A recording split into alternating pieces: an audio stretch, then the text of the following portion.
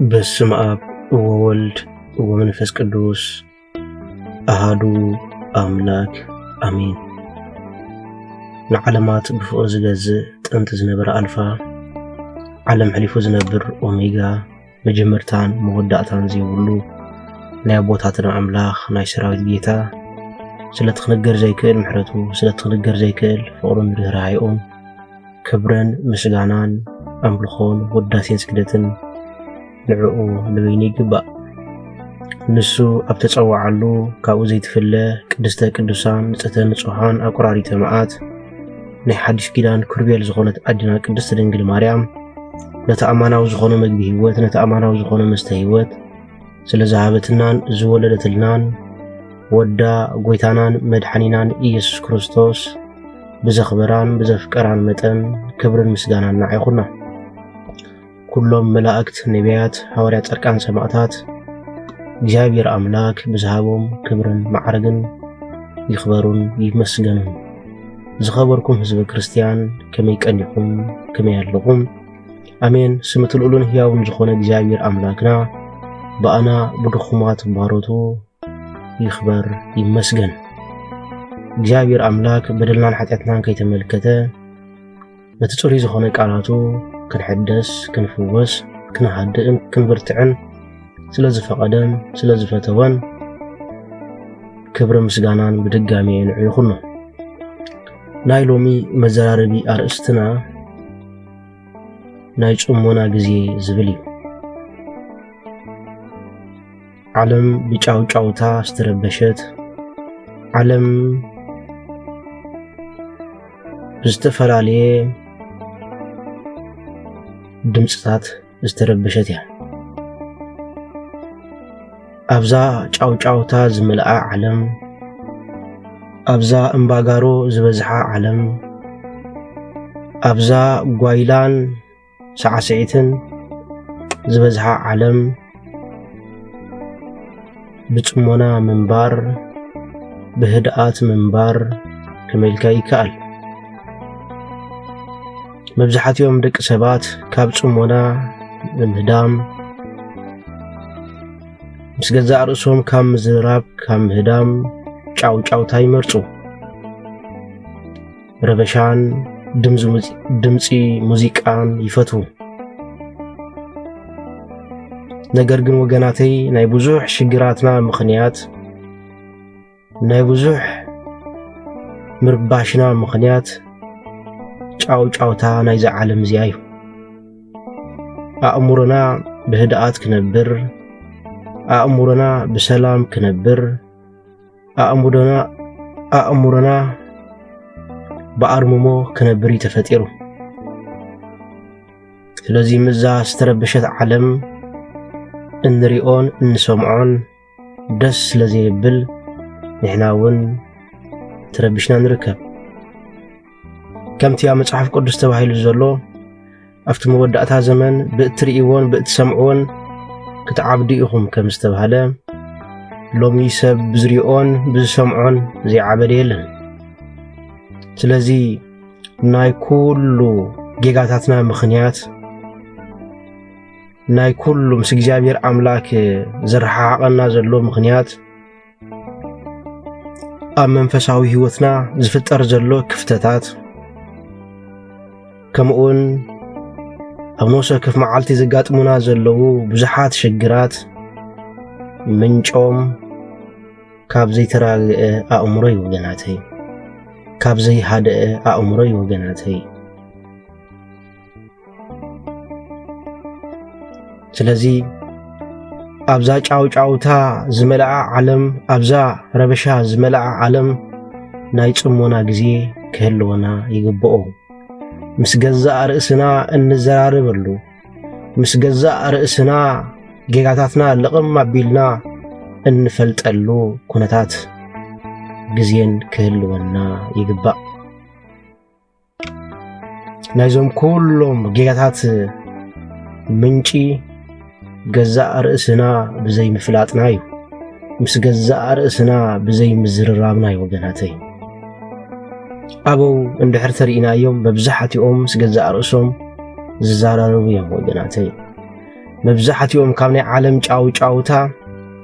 كامناي عالم هوكتن دانكيران رحيقهم أم دربدا زنبريم زنبرو أم دربدا من باروم ولا كوا اتبوتاتي نختنبرو زي ميتش انتخونه نسقاوي نجر نختنبرو زي ميتش اكوا انتخونه نا أمروهم جن عرفتي هو من نبره مغنياتو زربش دمتي يلن زرق حماق نجر يلن زسمع حماق وري يلن سلازي أعينتهم من أعزانهم من كاب حماق نجر سلازي قللو أم مدر بدا بهدات ينبرو أم مدر بدا بقدسنا ينبرو أم مدر بدا أملاخهم يذكروا أم مدر بدا مس أملاخهم يرهبوا سلازو وقناتي أنا نسخاتهم من كأ أبزان نبرع علم نزتوسنا قزيو كوانا يتأمونا قزيو كهلونا يقبو انت واحد 15 دقيقة معلتي بس قزاء رأسنا بحتي لنا انزاربلو بحتي لنا بس قزاء رأسنا قزاء هيوتنا انقمقملو نايج امونا قزي كهلونا يقبو سلازي كم زما قدمنا خنريهم نصنحنا ناي كلهم جيتاتنا مخنيات نتايو نزبح حتو كمون كاب እግዚአብሔር أملاك نمنتاي نرحق علنا نزبل حتو أمن فشاو هيوتنا استفترة كفتات مبقسيو انتاي نزبل حتو كمون معالتاوي بزح شجر نمنتاي قاطمنا نزبل حتو كمون شجراتنا نخنفتح نمنتاي زي كألنا زبل حتو أمودأتاون إذ كل أب هيوتنا استفترة سلمنتاي نزبل حتو بحصر زبل قوانقا بحصر زبل قال قند مخنياتنا يز ጉዳይ ዚ ገዛእ ርእስና ዝግባእ ስለዚ ንፈልጥ እዩ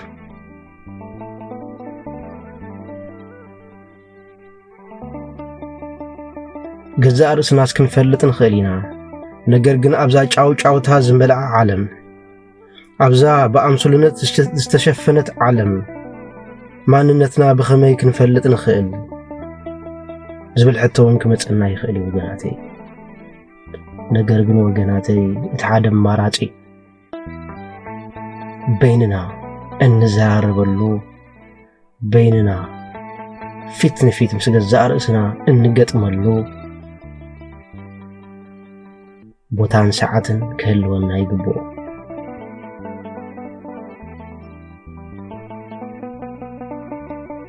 مسجد زار اسنا كوف النبل مس ገዛእ ርእስና ኮፍ ምባል كفرحنا أيقبون وجناتي لومي سب كم سبات معلال كم سبات إهن مبال مس جزاء رأسه نخعلل يزفرح موسيقى يولع فيلم دراما تاتيرئي جزئو بخونتي عرب ناهي وتو دخمت ناهي وتو بارونت كيشفنا نزل عالمكم إلي حالف ነገር ግን ወገናቴ ከምቲ ጎይታናን መድኃኒናን ኢየሱስ ክርስቶስ ዝበሎ بحق ብለኩም ኣለኹ ሓቂ ሓራኽቶ ጻእኩም ያ ከም ዝበለ እቲ ሓቂ ምስ ገዛእ ርእስና ምዝርራብ ወገናቴ ምስ ገዛእ ርእስና ናይ ጽሞና ግዜ ሂብና ምስ ገዛእ ርእስና ክንጸባጸብ ይግባአና ምስ ገዛእ ርእስኻ ናይ ምጽብጻብ ህይወት እቲ መጀመርታ ናይ መንፈሳዊ ጉዕዞ መገዲ እዩ تمجمرتا ناي منفساوي ጉዕዞ ጭራ ብርሃን ወገናቴ ብዙሓትኦም ኣቦታት ገዳማውያን ምስ ገዛእ ርእሶም ክዘራረቡ ምስ ጀመሩ ናይ ዓለም ነገር ኩሉ ንዒቆም ነሆ መንፈሳዊ ህይወቶም ክሳብቲ ዝግባእ ዓቕሞም ከም ዘብጽሕዎ ንፈልጥ ኢና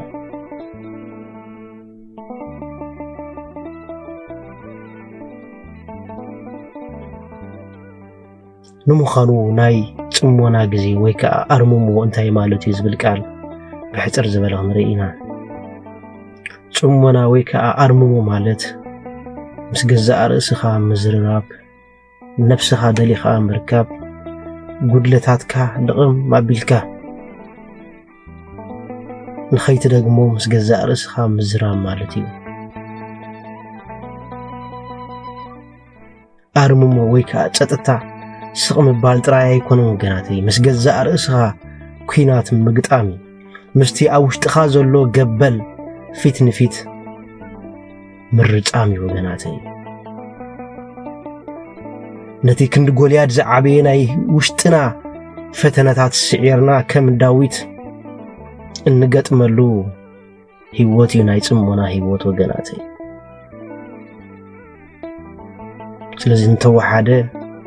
15 ደቂቕ መዓልታዊ ምስ ገዛእ ርእስና ክንዛረብ ይግባአና ገዛእ ርእስና ክንፍትሽ ይግባአና ዝገበርናዮም ጉድለታት እንገብሮም ዘለና ስሕተታት ንሆ መደምደምታ ክረኸቡ ይግብኦም በዘን ናይ ጽሞና ግዜ ምስ ገዛእ ርእስና ብምልዛብ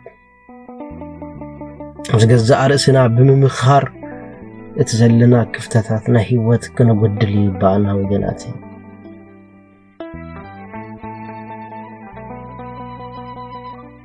ኣርምሞ ወይ ድማ ጸጥታ ወገናተይ ዝስበኽ ህይወት ኣይኮነን እንታይ ደኣ እቲ ዝንበር ህይወት እዩ ኣብዚ ደረጃ ዘለዉ ቅዱሳን ኣብዚ ናይ ኣርምሞ ናይ ጸጥታ ማዕርግ ዝበጽሑ ቅዱሳን መጀመርታ ዝርእይዎ ተኣምር እንተሃልዩ ድምፂ መላእኽቲ ምስማዕ ወገናተይ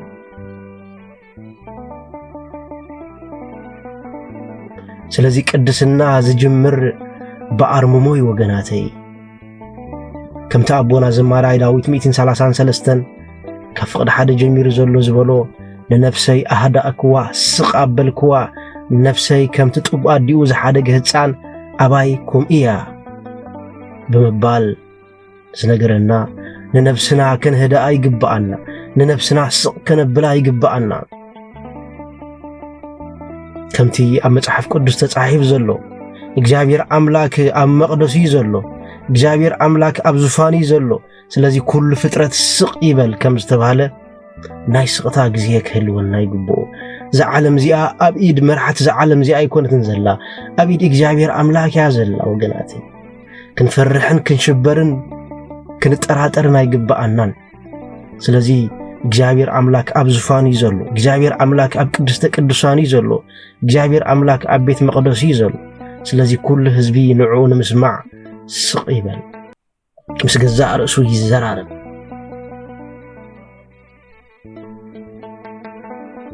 ሎሚ ዘይዛረብ ሰብ የለን ሎሚ ዘይልፍልፍ ሰብ የለን ሎሚ ተሪፉ ዘሎ ሎሚ ጎዲልና ዘሎ ስቕ ምባል ወገናተይ ምስ ገዛእ ርእስኻ ምዝራብ ወገናተይ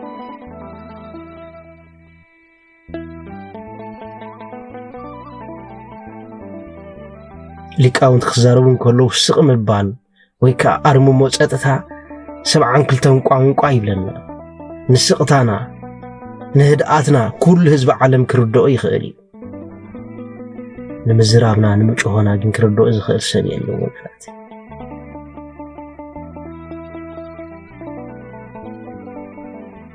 ናብ ፍጥረት እንመልከት ወገናተይ ፍጥረታት ብስቕታ እዮም ዝዓዩ ብስቕታ እዮም ዝዓብዩ ብስቕታ እዮም ዘፍርዩ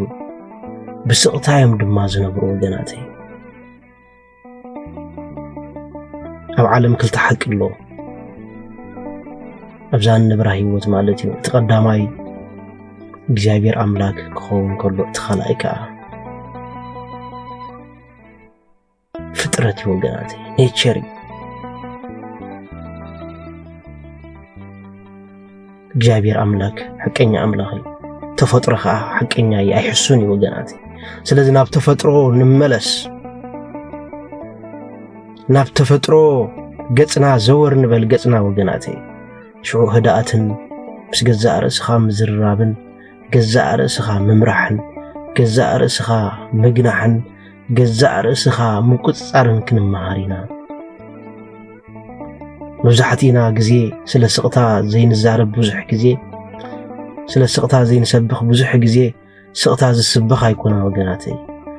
ስቕታ ወይ ከዓ ኣርምሞ ወይ ከዓ ናይ ጽሞና ግዜ ዝንበር ህይወት እዩ ስለዚ ክንነብሮ ይግባአና ወገናተይ እቲ ዕረፍቲ ድማ ክንሪኦ ኢና በዓልና ውፅኢቱ ክንርኢና ኣብኡ ዘሎ ሰላም ኣብኡ ዘሎ ዕረፍቲ ማንም ኣካል ብስብከት ኮነ ማንም ኣካል ብመጽሓፍ ኮነ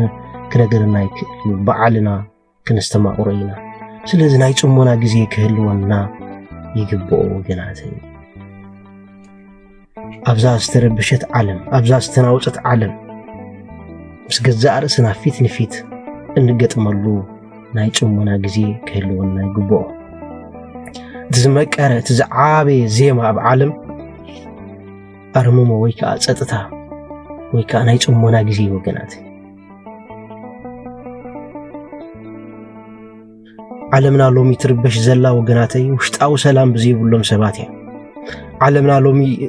እትህወኽ ዘላ ንነፍሶም ናይ ጽሞና ግዜ ብዘይብሎም ሰባት እያ ወገናተይ ውሽጦም ዝተረበሹን ዝተሃወኹን ሰባት ንዓለም ኮነ ንሃገሮም ክመርሑ ይክእሉ